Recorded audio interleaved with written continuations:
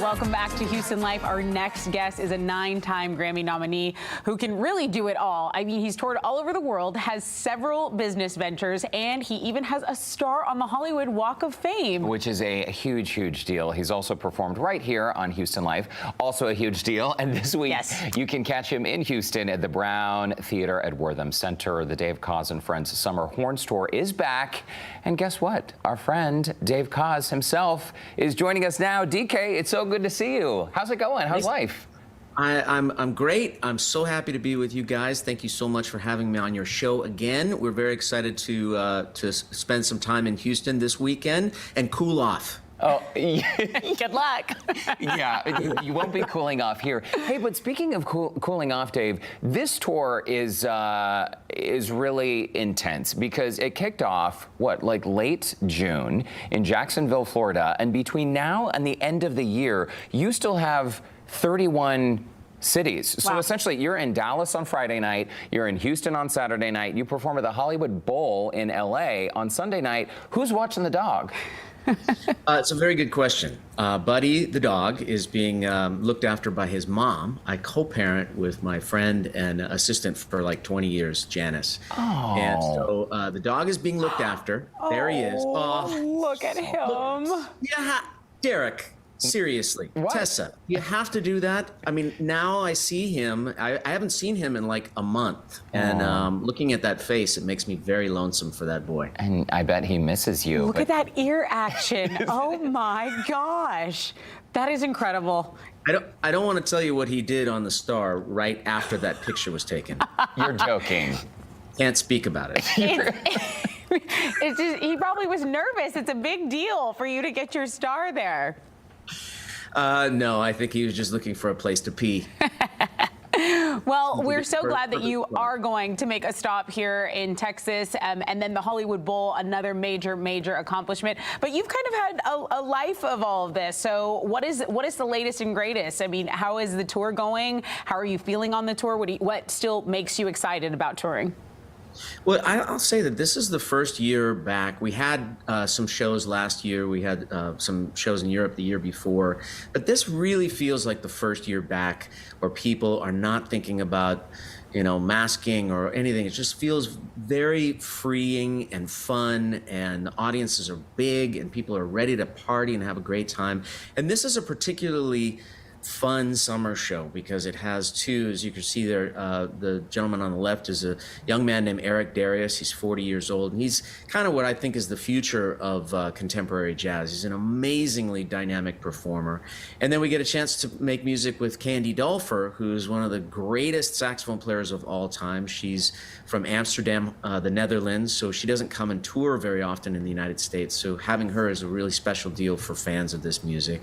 And then we have a wonderful vocalist by the name of Mesa, who will be joining us for our shows in Texas. She does about half of the tour dates, and she's an amazing R&B singer and gospel singer and one of those kind of people. She opens her mouth up and you're just like mesmerized. So the four of us have been having a fantastic time. We have a killer band. There's a 20-year-old drummer. Her name is Jamie Lee Schultz. She just had her 20th birthday. And she gets the biggest applause of the night because people are completely dumbfounded by this young woman who looks like a kid. She is a kid, of course. And she is absolutely crushing it on the drum set and sort of powering this band of older guys. It's really something to see. It's so cool. And Dave, one of the things I really love about watching you perform on stage, and I've been lucky enough to see so many of your performances truly around the world. My mom and I did that cruise with you one year. Your cruise sells out every single year, but you're such a connector of people. And I feel like your shows are always different because you're always out exploring and connecting with new talent. Well, this is the way, I've been doing this. Derek, you and I have known each other for a very long time. I'm just meeting you today, Tessa. I look forward to seeing you in person soon. But it's just, doing this for so many years and so many decades, how do you keep it going? Well, the best way that I know how is through collaboration and working with younger artists especially, to be able to push and pull my musicality in new directions, and it keeps it fresh, and it keeps not only fresh for me, but fresh for the audience. So every time that we put a tour together, it's usually with new people, new artists, and new music, and I'm constantly in the studio creating new tracks and keeping it interesting and working with new and very talented people. Right now is a renaissance for jazz, for instrumentalists, for music in general. There's just so much great music being made right now. For someone like me with the penchant for collaboration, it's a great time. Well, you are not giving yourself enough credit because you're acting like, oh, you're just this old guy on the tour and they're, wheeling you up there. You are grooving with them. You're jamming with them. You have 9 Grammy nominations. I mean, you're acting like you are the lucky one. I'm sure they're just as pleased to work with you, and you guys are really getting after it, and you really don't stop. I know you're passionate about the instrumental music and the instruments. Why is that, and can you explain that to our viewers?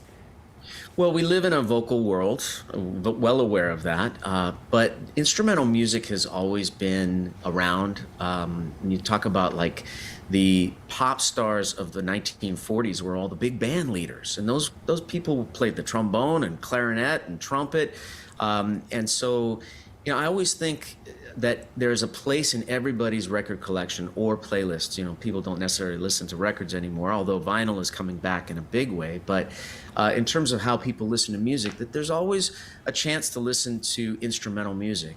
And this guy that you're showing right now is a guy named Corey Wong, who is hugely popular. He's a guitar player. He's hugely popular all over the world. And he and I collaborated on this album, which is called The Golden Hour. And he brought me to his fans, who are all in their 20s and 30s. Now, my music sort of, because I've been around for a long time, sort of appeals to a little bit older of an audience. But this is one of the things that's so exciting, is that he's connecting with a young audience that is so thirsty for instrumental music. So it's like a big shot in the arm. We did a European tour last year, Corey and I, and sea of people, right? And it was 20, 25-year-olds. It was the most amazing thing to see, freaking out over instrumental music. So I think this is a really great time for instrumental music specifically, and for music in general. Not only are they watching him live, the 25-year-olds, but these videos with you and Corey, they have so many views on YouTube. So they're incredible. So I hope everyone makes some time to go out and see Dave, because it is a jam. It's a jam sandwich. It's always a jam sandwich. It's there delicious. You go.